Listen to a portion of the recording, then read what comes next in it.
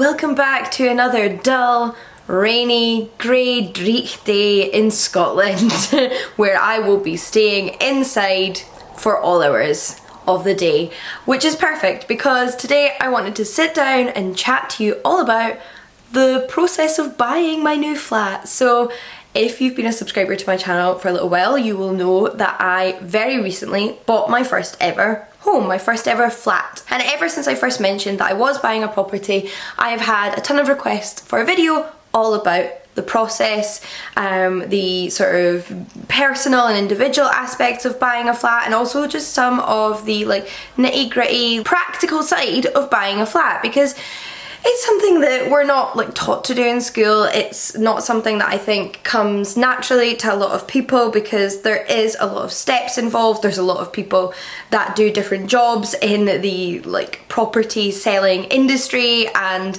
it's a lot to process. So hopefully my sharing my experience and what I've learned from it will be useful to some of you.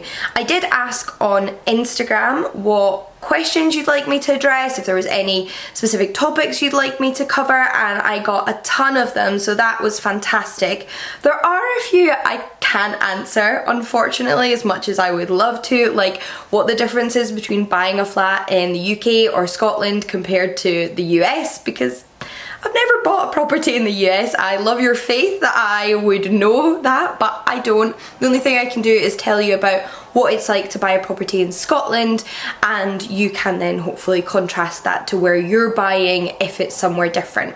And it is worth mentioning that buying in Scotland is not going to be the same as the rest of the UK, because Scotland has its own separate legal system, and buying a property does come under, you know, a legal affair. Like it is a legal process. I don't think the process of like getting a loan from a bank, say, is very different because the banks are UK wide, but in terms of just like the actual legal nitty-gritty of buying a property, there will be small differences, and I've seen some of those small differences in my experience compared to some of my friends' experiences in England, but there is a lot of overlap. Like it's not wildly different. Just bear in mind, however, that it might be slightly different in England, in Wales, in Northern Ireland. So this isn't a universal UK experience. For those who are new to my channel and don't know anything about me and would like a little bit of background to sort of get an idea of how my experience might compare to theirs, I live in Scotland, as I've already mentioned.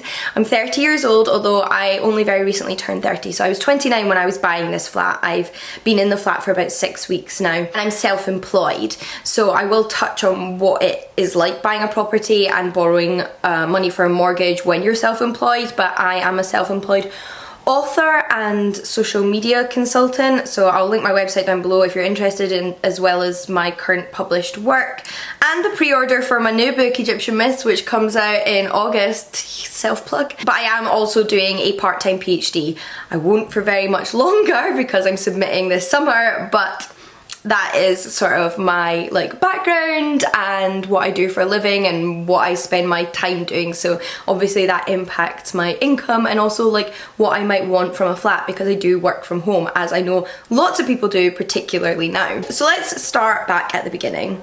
If you'd asked me 3 years ago whether I had any plans for buying my own property in the near future, I would have scoffed, I would have laughed. It was something that was really not on my radar, both because of not being sure where I wanted to settle, where I was in life, and also just financially, because 3 years ago there was no way I could have bought a property, and that is because I was living in London.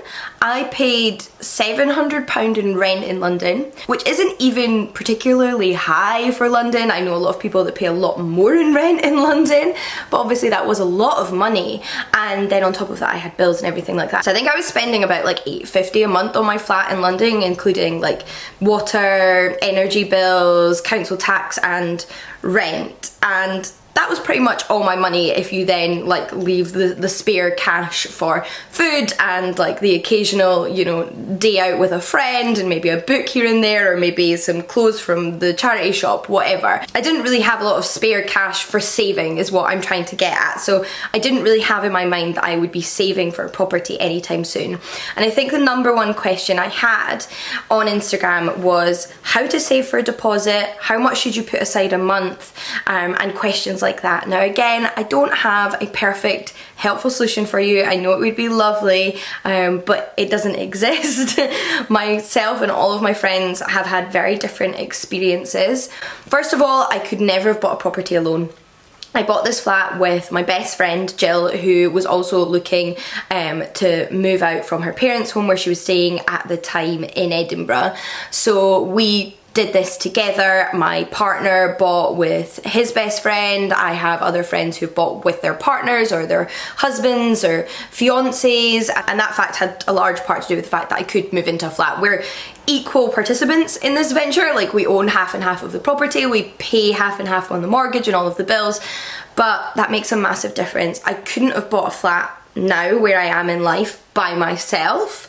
I could have maybe in another year or 2 years, but not now. It wouldn't have been possible for me, and that obviously varies depending on where you live. Property prices vary widely. No way in high heaven could I have ever afforded a property in London. I don't think in my entire life I could have afforded a property in London because I don't earn enough and don't really expect to ever earn enough because property is so expensive in London.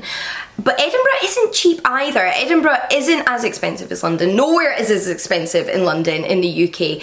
But in terms of Scotland, I think Edinburgh has some of the highest, if not the highest, property prices, but it's still like a lot less than London. So yeah, this was something I decided to do with a friend. We went half and half, and the way I was able to save up for my deposit, I hate to tell you this, was by living with my mum. That is obviously a massive privilege, to be able to live with your parents, for them to be able to put you up, for them to have a spare room, for them to be happy for you to live with them, for them to not require you to pay rent. Those are all privileges that I very much recognise that I have, and I get on really well with my mum. I ended up moving back in with her at the very beginning of the pandemic, not because I was planning on saving for a deposit, for a variety of other reasons, but it seemed to make sense at the time. And when I started living with my mum and continuing to work, I was able to suddenly put the largest part of my earnings into savings. You know, I was still buying books and I was contributing to the household, buying food and things for my mum here and there. And again, like I said, maybe a bit of clothing here and there, homeware, whatever. It's not that I completely shut off every single expenditure. You know, I was paying for Netflix, but that is all minuscule compared to the fact that I wasn't paying rent. That was like immediately £700 a month that I didn't have to spend, and I could immediately put into a bank account, into a savings account. So I ended up living with my mum for 2 years, almost to the day 2 years, and over the course of that time I was able to save for my deposit. Couldn't have done it that quickly if I'd been paying rent. If I was living in London paying rent on my salary, couldn't have done it at all. If I was living in Edinburgh or Glasgow paying rent, I could have done it because rent is lower, but it would have taken me longer. I'm not gonna lie to you, that is how I personally did it. I wasn't just granted large sums of money. I don't come from wealth. My mum didn't buy part of this property for me, but the simple fact that she was able to house me allowed me to buy this flat, and I am so incredibly grateful to her. So again, it's going to be very individual. It's going to depend on where you're moving, what size of property you're looking for, what kind of deposit you have, how much you earn, what you can physically put aside every month, and that is something that only you will know. So the best advice I can give you is to have an idea of what property costs, where you want to move, and consider how much of a deposit you will need to save up. Because when it comes to buying an actual property, you need at least a 10% deposit. Well, I say that, I think there are some instances in which you can get away with a 5% deposit. Jill and I ended up paying, I think, about 20% of the price we offered on this property up front, And that's for two reasons. So one is that when I say you need a 10% deposit, that means you need to have 10% of either the property value or the listing price. So when it comes to getting a mortgage from a bank like we did, the bank will only cover up to either the value of the property or the listed price, whichever one is more. In England, I don't think this is as big an issue, but in Scotland, properties typically are listed at offers over. So say you're buying a property that's £150,000 and it's listed on the website as offers over £150,000. That property, what I have learned, is going to probably go for about 5 to 10% more than the offers over listing. Now this changes depending on like the price bracket you're buying within, but I think like anything under 300,000, and that's what will typically happen. And in Scotland, properties are generally listed as offers over, which I know is not the case for England. So say this property is valued at 155,000, it's offers over 150,000, and in order to secure it you might end up having to offer 160,000. The bank will only cover the 155,000 because that was the value.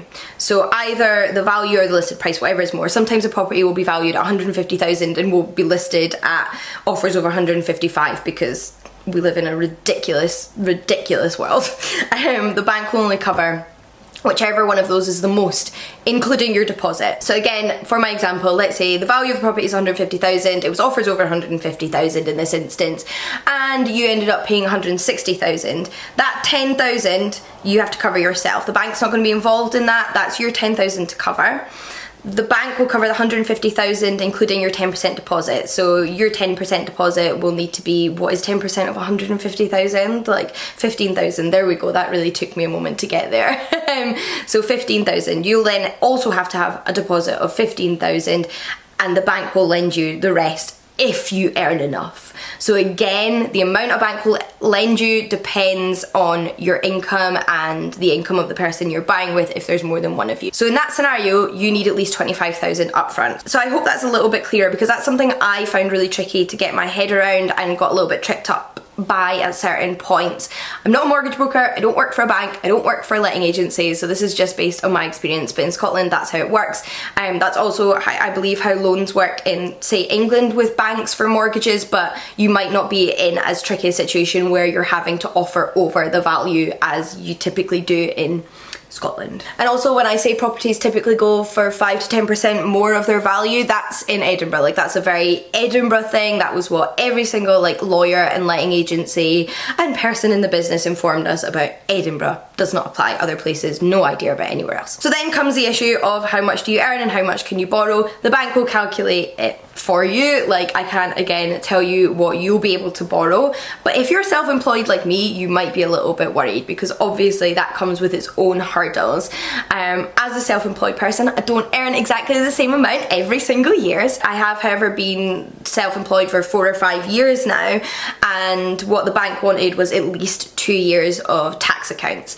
So luckily I was like well within that. I had 4 or 5 years of tax accounts and like tax returns as a self-employed person, so I was very much within that. They only did want the most recent 2 years though, and then they took the average of what I earned for those 2 years and based what they would lend me on my earnings after expenses. So if you're self-employed, you'll have expenses which you don't pay tax on, and they wanted 2 years of tax returns and they took an average of those 2 years. In terms of money transparency, I'm not a secretive person. I think it can be really helpful to know numbers. On average, I earn sort of anywhere between 18 and 20,000 after expenses as a self-employed person, or at least have done in the past couple of years, which is a little more than minimum wage in the UK, but I think pretty much around the like living wage in the UK. So I'm not like a massive high earner and I still managed to buy my flat, which I think is like worth bearing in mind. Don't be terrified that it's impossible for you unless you earn like 40 grand a year, okay?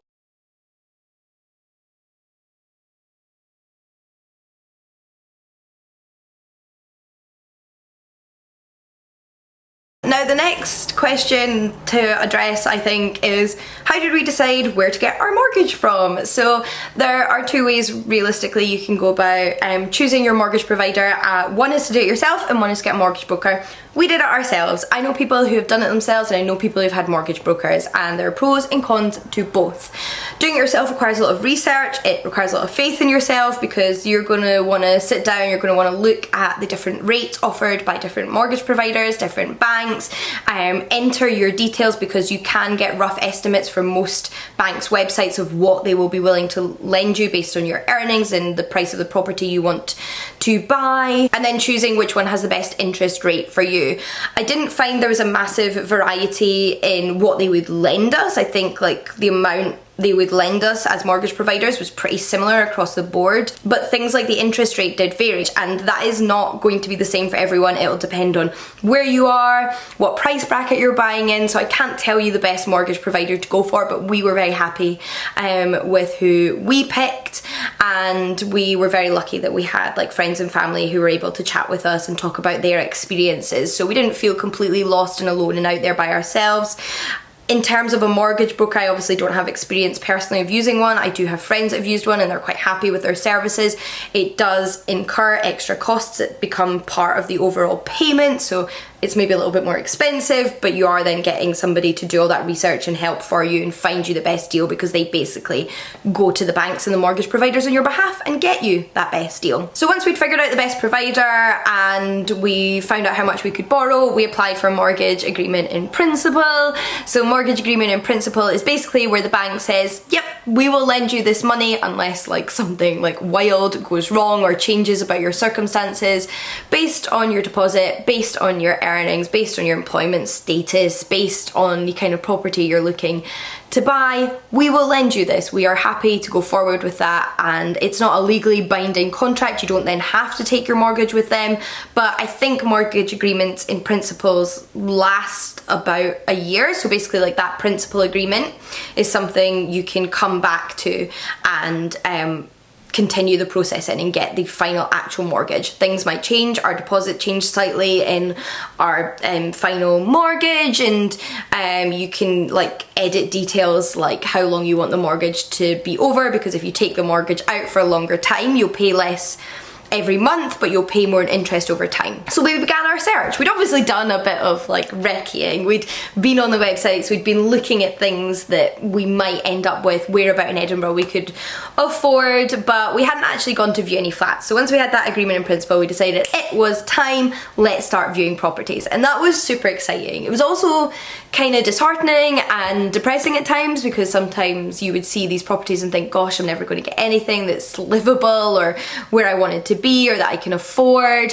But obviously we did. We did have a list of kind of both requirements and requests, so things that we absolutely had to have and things that we would like, and we discussed beforehand which we'd be willing to sacrifice and what was more important. So for example, we loved the idea of having a balcony. We don't have a balcony, but we're like, oh, it'd be great to have a balcony. But we also wanted semi-equal sized bedrooms, because Jill and I are not a couple, so we're not sharing a bedroom. We have a bedroom each. It's a 2-bedroom flat, and we wanted to feel at least that somebody wasn't stuck in like a single bedroom while someone else had a lovely double bedroom. And those are all really important conversations to have, regardless of who you're buying with, if you're buying with somebody, but also with yourself if you're buying with yourself. Like, what is really important, what you would like, and what you're willing to sacrifice.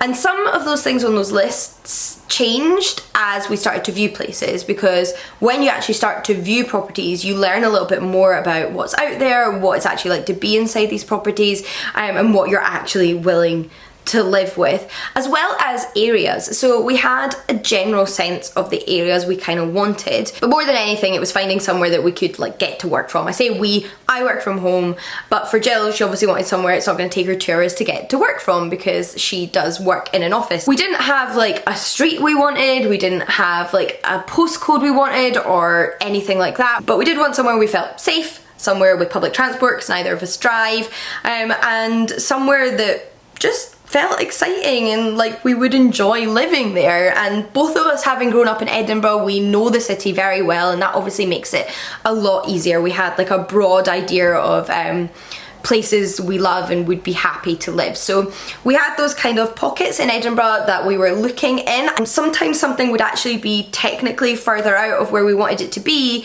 but it would be less remote and it would be better connected. So that had to play a part as we started to see places. And when we were viewing properties, we were trying the buses, we were trying the walking routes, and we were also getting a sense of the areas whilst we were there, because you're not just looking at your flat, you're looking at where it's located, how easy it'll be to get to for you, to get to work for you, and everything else going on around it. We were looking at the local supermarkets.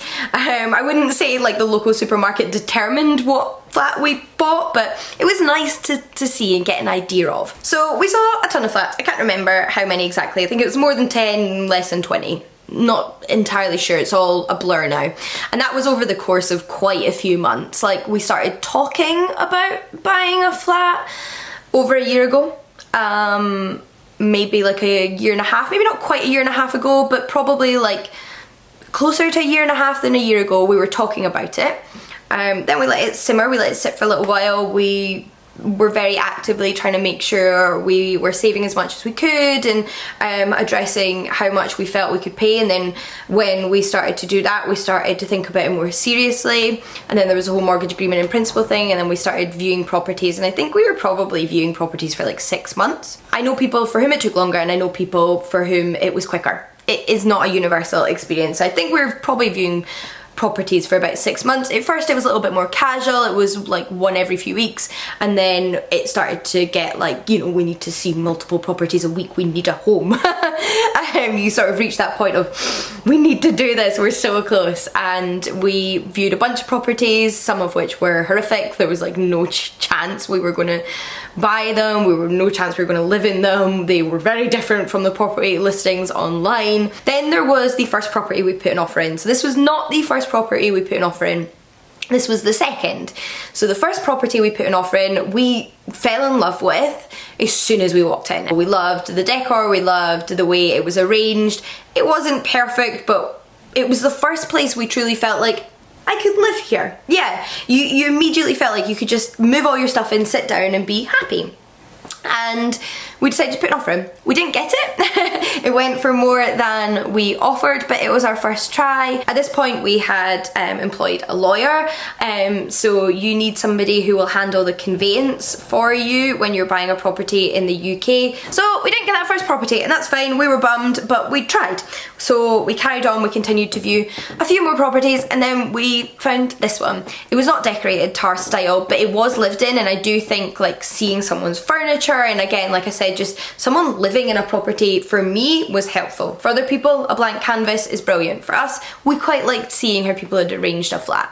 And we knew we'd have to redecorate it, but overall, like the bones of the flat were perfect, and we didn't want somewhere we had to do major work to. And we went for dinner after viewing this property, and we chatted about it, and the pros and the cons, and how it fulfilled our expectations, and whether we could see ourselves living there, and how easy it would be to commute, and what we were willing to pay. And we put an offer in, and obviously I'm so pleased with how everything worked out. I adore this flat. In fact, it exceeds my expectations. We only saw it once before we put an offer in, and because of that I think you start to misremember things, and I'd got in my head that it was much smaller than it actually feels, but now we're in it, it feels really roomy, and I'm just so in love and so happy and so pleased with the decision that we made, both in terms of location, the flat itself, and everything else we agreed. Jill and I thankfully have reasonably similar decor taste, at least for the shared spaces. Our bedrooms have their own, you know, unique twists, but the shared space is very much a Jill and I space. So before I continue telling you about what then happened after our offer was accepted, I'll talk a little bit more about buying with a friend, because so many people were curious about this. I don't know if it's just like on an individual nosy level, which is fine, or because you might be considering buying with a friend yourself. So obviously there's a multitude of reasons. One, could never have afforded it by myself. But lots of people asked why I wasn't buying with my partner instead of a friend. And I guess it's just more traditional to buy with like a partner, a fiance, a husband, a wife, what have you.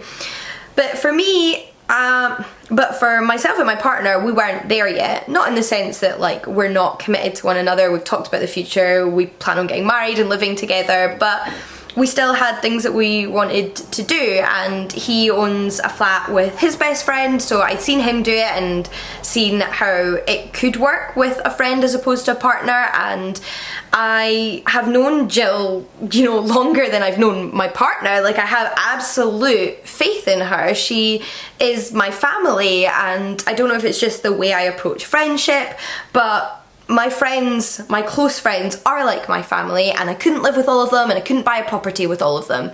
But I don't see buying a property with my friend realistically any differently from buying it with my partner, aside from the fact that it's not forever. Like, Jill and I knew moving into this flat together that we wouldn't live here together forever.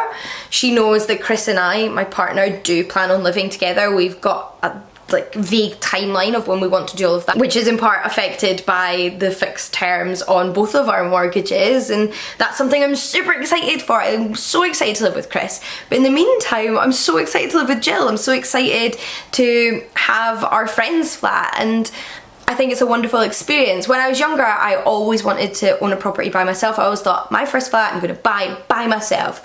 No partner. It's not going to be a romantic endeavour. It's going to be a me endeavour. But as I got older and the world became what it is, I realised how difficult that would be in my industry, not earning a super high salary. I was probably not going to afford an individual flat by myself, at least right now. So it was something Jill and I thought very hard about, and it wasn't a decision, you know, we leapt into casually. We had loads of conversations about timelines, priorities, but we know each other and we knew it was right for us. It wasn't a case of I wanted to buy somewhere so I would have bought it with anybody. I would not have just bought this flat with anybody. I would buy it with Jill. Jill is my family, she's my platonic partner, and I am so comfortable in this situation. So I think it's really obviously considering how comfortable you are buying with someone, because you're entering into this legal contract with them, you are entering into this massive life endeavour with them. So I think that's a relationship you can absolutely have with someone in a non-romantic sense, and I don't see why you shouldn't be able to do that. And I love seeing more and more people do that, but I think it's really nice to be able to do this, not as an entirely independent woman, but as an independent woman and friend with another independent woman, and I love it. I am so happy with that decision, and I also look forward to the day where Chris and I live together and get married and have a baby and do all of those things too, but they don't have to be now, you know? Just because you found your person doesn't mean you have to rush to do those next steps. So on that note, there were also some questions about like, what if one of you decides to move out or wants to move in with a partner, etc. Jill and I talked about this beforehand. Obviously I am in a relationship, so that played a larger part in discussing what my plans were. Everything about this flat isn't based on when I plan on moving in with Chris, it was also based on how long we wanted to live here for and how long we wanted to live together for. And you can get different fixed rate terms on a mortgage. You can get 2 years, 4 years, potentially other terms, which means that your interest rate will not change. And we chose an interest rate term that suited us. So we are going to be living together for at least 2 years because that's our fixed rate term in the property. If you sell a little bit earlier than your fixed rate ends, I think you have to pay a little bit of extra. It costs you to bow out before then. And we were very open and in agreement when we talked about things, not just from a romantic sense of potentially moving in with partners, but if either of our circumstances changed. So if one of us ceased to be employed, if one of us couldn't pay for our half of the mortgage anymore, we were in agreement that in that instance we would sell the property. And I think this also lends into the questions I had from people asking, was it not scary making this massive commitment? And yeah, it's a commitment, but it's also like not forever. You don't have to live somewhere you buy forever and ever and ever. You can sell it. Obviously you hope that the place you've bought will be sellable, but in Jill and I's mind it very much is, and if something terrible happened and we couldn't pay for our mortgage anymore, we would just sell it, and we've talked about that and we're happy about that, and that's where we're at.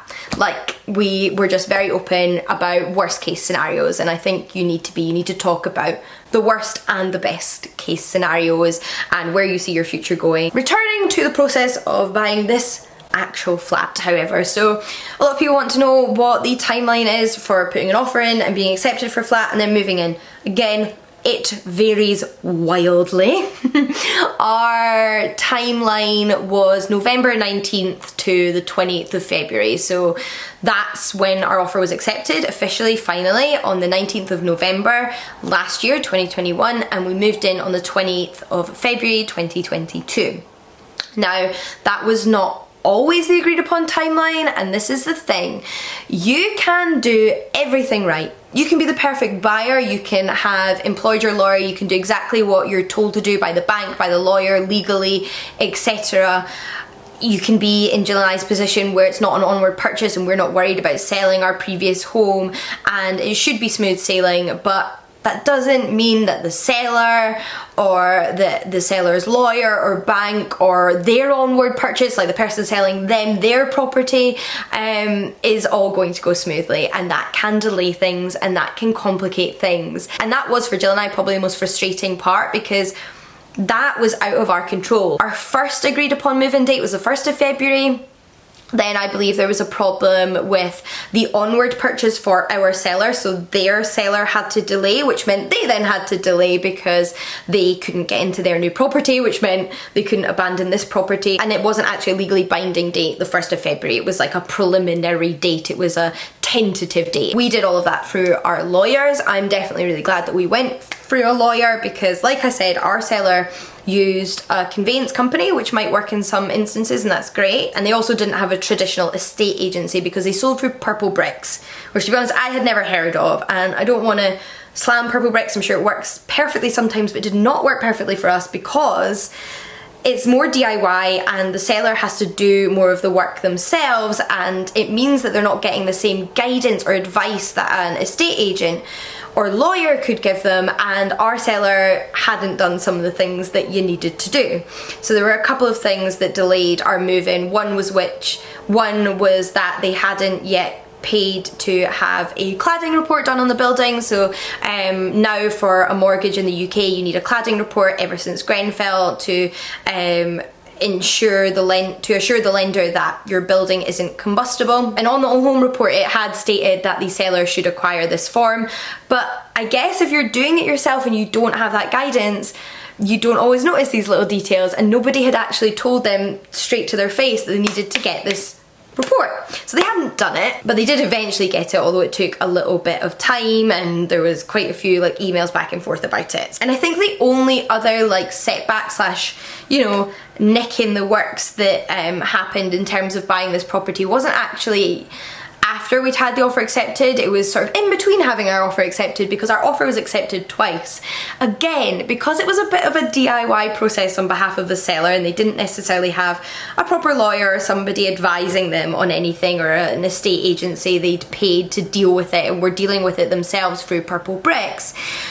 Things got a little bit complicated at one point where they accepted our offer. So they said in writing, they messaged us on Purple Bricks accepting our offer, and we'd, offered what we, initially wanted to pay for the flat, and they'd said, yep, flat's yours, we would love to accept your offer. But then because Purple Bricks isn't, beholden to the same like ethical legal standards and codes of conduct as an actual lawyers are, our acceptance was then rescinded temporarily because they got a subsequent offer of slightly more. So even though they'd said, we're accepting your offer, like those were their words, and we thought, yes, we have a flat, like a day or two later, we then got told they'd had another offer of slightly more. And would we like to offer more? And it was such a punch in the gut. Like, Jill and I were so excited, we thought it all happened, we'd done everything the way we were supposed to do. They told us we had our offer accepted and then changed their mind. And we were not in love with that scenario, and we emailed our lawyer and asked if this was normal, and our lawyer said this was not normal and it wasn't particularly ethical, but there was no reason to stop them doing that, and everything hadn't been finalised and formalised at this stage. So we had a conversation with the seller and basically we ended up paying more. So we wanted the flat, we could stretch a tiny bit more within our budget and get closer to the new offer they've had, and I think they felt a little bit guilty about the fact that they had said yes to us and then kind of changed their mind. So they didn't actually make us pay more than the second offer they got, but just, up our offer. So We did end up paying more than we'd initially offered and been accepted for, but you know, we got it for a price we could afford. We got it for the top of our budget effectively, and we had obviously outlined this beforehand what our absolute max was, and we ended up paying the max, and we love our flat. So, you know, we're happy. We've moved on from the buying process, and if we don't have to, we really don't want to have to buy and sell for another 2 years, because it's a process and it's exhausting and stressful, no matter how smoothly it goes, I think, because it is such a big decision and we don't want to do it again really soon. We want to just enjoy our home and enjoy our flat. I did a whole moving vlog and experience of settling in and decorating the flat already, which I'll link down below, and you can check out if you're interested, or if you just want to snoop around a little bit more. There's also a in-depth tour of my bedroom and the way I've decorated my bedroom. I would be more than happy to do like a tour of the shared space as well. It's a kitchen, dining room and living room space all in one, but we're still waiting to finish painting the kitchen and sort of decorating that the way we want to, so I'd rather wait until it's all decorated the way we want it to be before I do that tour. And I think I've covered everything I meant to say when I was planning this video, but I'm just going to refer back to your questions to double check if there was anything else you wanted me to cover. One question I did notice is that, did the bank have an issue giving a mortgage to two friends versus, for example, like romantic partners? No, they did not. The bank could not have cared less about our relationship with one another. They asked, you know, I guess for their like notes, whether we were married or partners or whatever, but they didn't care. It didn't impact our mortgage at all. They just wanted to know that we could pay the mortgage back and that, you know, we had jobs, etc. So no, they literally don't care. I think it's becoming more and more common these days for people to do things like that, especially with my generation and the generation below. I also had a question about how did I cope with the stress, anxiety of a huge loan. I think the loan is actually one of the things I felt less stressed about once I had it in writing what we could borrow and what we were agreeing to pay, because although it's a massive loan, we've taken our mortgage out over 30 years and it's broken down into monthly payments, and we know at least what those monthly payments are exactly for the next 2 years because it's a fixed rate, and I know I can afford that. It's less than I was paying in rent in London. It's less than I know friends are paying in rent in Edinburgh, and that was one of the massive pros of buying somewhere, was that yeah, it's not forever, and we had to save for the deposit, and that was like the really big thing. But actually mortgages themselves can end up being a lot cheaper than rent, which is just infuriating because it requires you obviously to have this lump sum of money to get into a flat, to get into a home, which is not that easy. Like I said, I had to live at home to do it. It's going to be harder for other people, it's going to be easier for other people, but once you've got that deposit, once you have a secure job, or like me, have a job that you can prove you've had for a while and have a regular income from, they will lend you the money and you might end up paying less than you would in rent, and that money is actually going towards something that you then own and can recuperate that money from in the long run. So in terms of that, it made so much sense when I realised it was possible to buy rather than to rent again. And that's why Jill and I wanted to buy, because we had talked about at one point renting a flat together, and then we realised that if we just like waited another year or so, if we both continued to live at home and save money and kept our jobs, etc, etc, we could buy and actually be putting money into our mortgage instead of a landlord's mortgage, and have a flat we could do whatever we wanted to, rather than some crumbling down flat that a landlord has never taken any good care of and is a mess. And I've lived in some manky flats, so yeah, that's how I felt about the loan. It's very repayable for me every month, and I very much just think about it as a monthly payment. I'm used to paying rent personally, and it's less than rent, so I'm just, you know, having the time of my life, to be honest. And then I think everything else I covered, or literally just can't answer, unfortunately. So I hope you found this video A, interesting, and B, potentially useful, whether you're buying in Scotland or somewhere else. Feel free to ask me any more questions you have in the comments down below, because I know this is a huge topic, but always bear in mind that I do not work in the mortgage or property industry. This is just experience based. So yeah, I hope you have enjoyed this video, and until next time, happy reading. I'll see you all again soon. Bye everyone.